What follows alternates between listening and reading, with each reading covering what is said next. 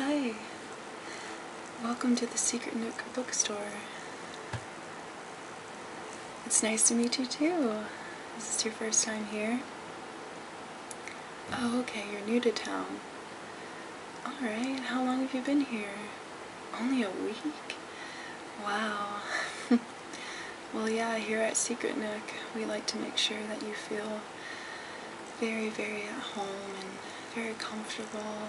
As you can tell, we have couches, we have lounges, anything. Oh, you want to browse? Okay, we have the non-fiction section is to your left, and to your right we have children's books, and behind me we have fiction books. So is there any genre that you're interested in?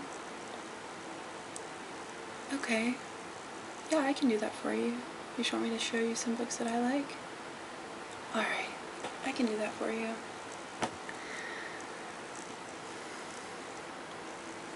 Well, if you're into fiction books, here I have one of my ultimate favorite trilogies, Lord of the Rings. You've heard of it? Yeah. Most people have seen the movies, but just haven't seen the books. I love these books. I actually got this set a long time ago. I was about 13 or 14, and it was at my own local bookstore in my town, and they were having a sale, so I got these 3 books for only $15. Imagine how excited I was to bring these home and read them.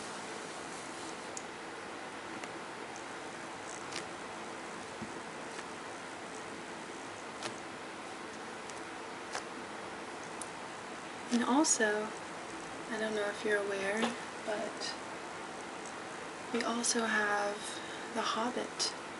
I just seem to have misplaced it. But if you haven't read these yet, I suggest starting with that book, because there's a movie coming out, and I am very, very enthusiastic and excited about this. So, if you want to start this book, I can read you a little selection from it. The Fellowship of the Ring.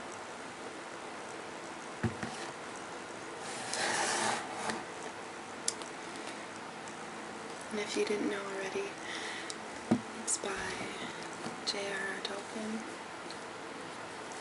A wonderful, wonderful author. So,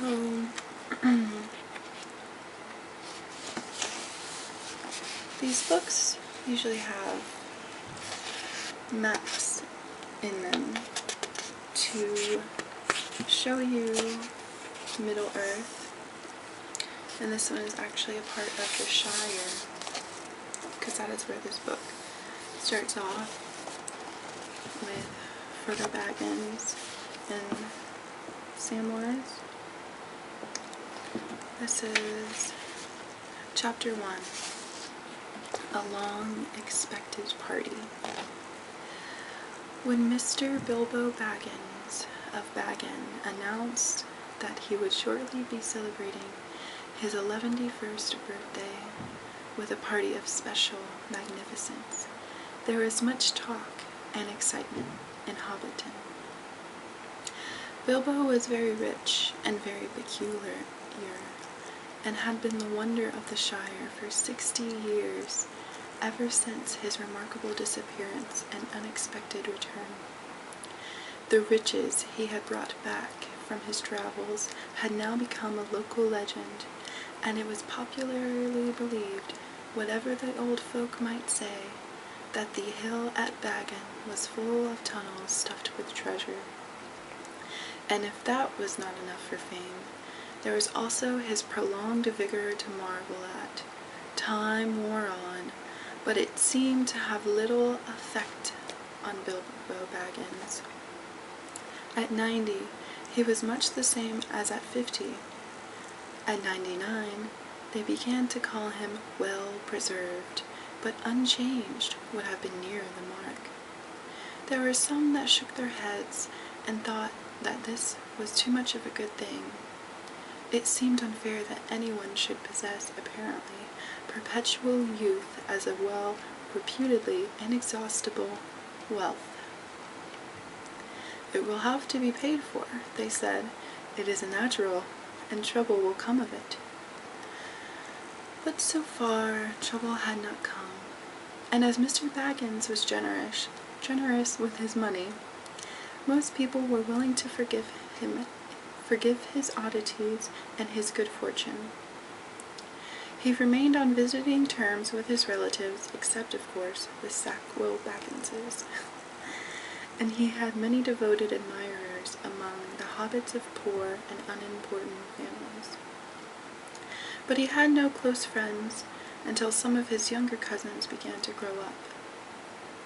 The eldest of these, and Bilbo's favorite, was young Frodo Baggins. When Bilbo was 99, he adopted Frodo as his heir, and brought him to live at Baggend. And the hopes of the Sackville Bagginses were finally dashed. Bilbo and Frodo happened to have the same birthday, September 22nd. "You had better come and live here, Frodo, my lad," said Bilbo one day, "and then we can celebrate our birthday parties comfortably together." At that time, Frodo was still in his tweens, as the hobbits called the irresponsible 20s between childhood and coming of age at 33. That was the first page. I hope you enjoyed it. It's a marvelous, marvelous book.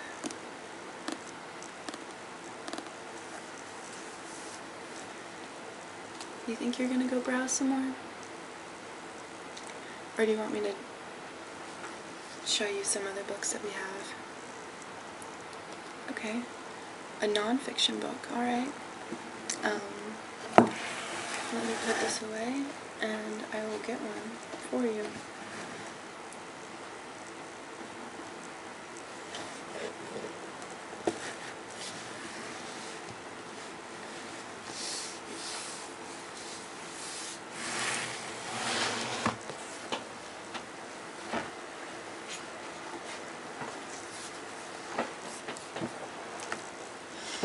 This book has become recently popular within the past few years. It's called The Omnivores Dilemma. Now, I personally enjoyed this book because I read it on my own, and then I had to read it for a class, and we had to analyze it, which wasn't so fun, but it still made for an interesting read because I had already read it.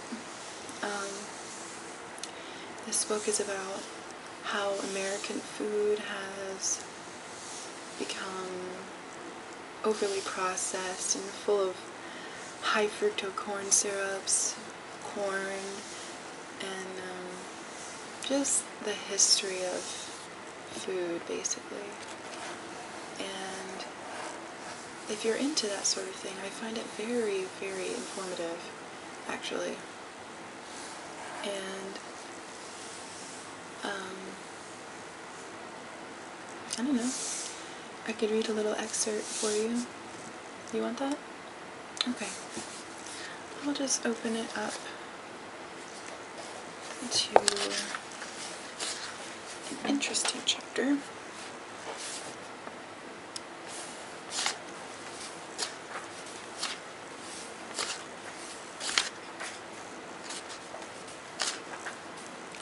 And this is a non-fiction, almost sort of autobiography, because the author, Michael Pollan,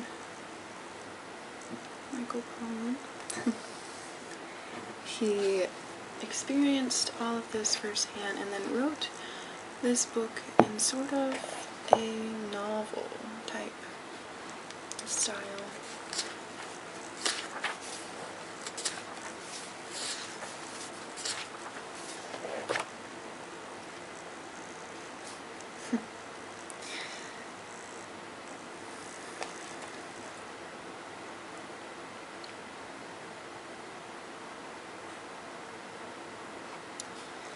Alright, Chapter 9, Big Organic, Part 1, Supermarket Pastoral. I enjoy shopping at Whole Foods nearly as much as I enjoy browsing a good bookstore. That was very ironic. Anyway, which, come to think of it, is probably no accident.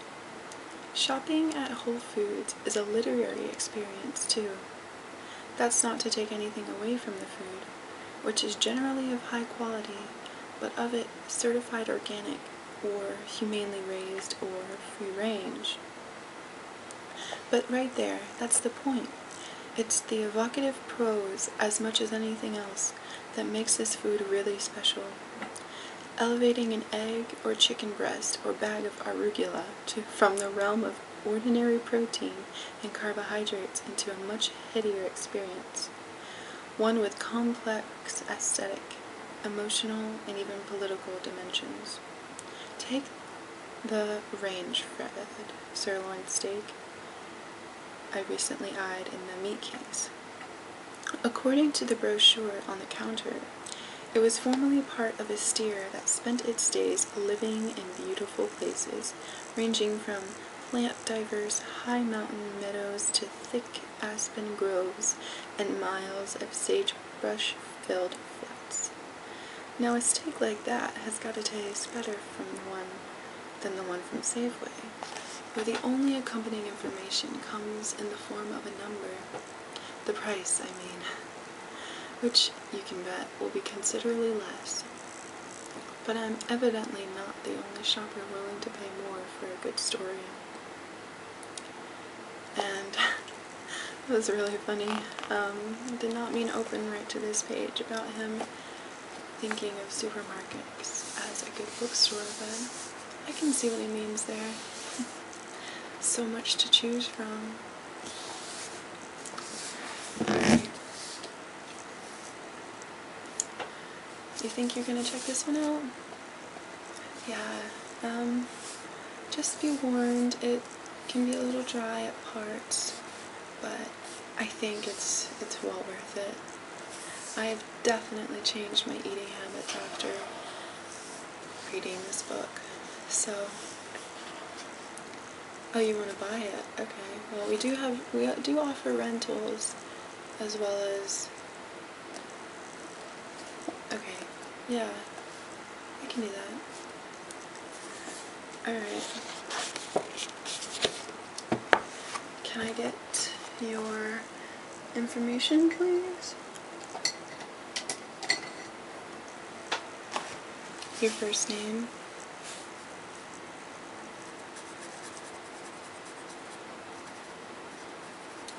Your last name.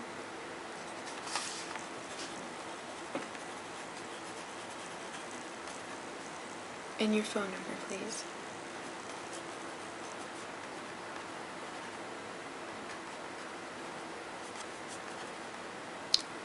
Alright, this book is due back on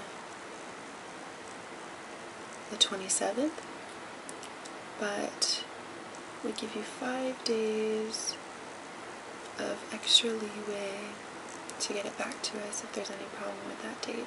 Is that okay? Alright, awesome. And if you want to start reading this in our lounge chairs over there, you're more than welcome to. Like I said, to start from the beginning, if you find a part is just really repetitive, I would just skip through it. But yeah, The Omnivores Dilemma. It's a very, very good read, so I hope you enjoy it, and here, let me get that to you. Sorry. And thank you for coming to Secret Nook Bookstore. We hope that we can keep you as a regular customer, and I am looking forward to seeing you again soon. Alright? Okay. Have a good day. Nice to meet you. Bye.